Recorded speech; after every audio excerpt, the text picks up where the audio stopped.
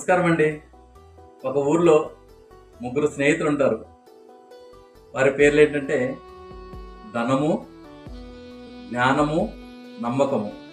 వీరు కొంతకాలము స్నేహంగా జీవిస్తూ కలిసిమెలిసి పెద్దవాళ్ళు అవుతారు. అయితే వాళ్ళు పెద్దవాళ్ళు అయ్యాక వాళ్ళు విడిపోతారు. ధనము అంటది ఏంటంటే, నేను మరలా మిమ్మల్ని కలాలంటే ఎప్పుడు కలుస్తానంటే పెద్ద పెద్ద వాళ్ళు ఉంటారు కదా, వాళ్ళ ఇంట్లో మాత్రమే నేను కలుస్తాను. అక్కడ మీరు వస్తే అక్కడ నేను నాతో మీరు మాట్లాడవచ్చు అని. అదేవిధంగా జ్ఞానం అంటది ఏమనంటే, నన్ను మీరు కలవాలి అని అనుకుంటే మీ ఇద్దరు లైబ్రరీలోను లేదా బుక్స్లోను అక్కడే కలుస్తాను, అక్కడ వచ్చి మీరు నాతో మాట్లాడవచ్చు అంటది.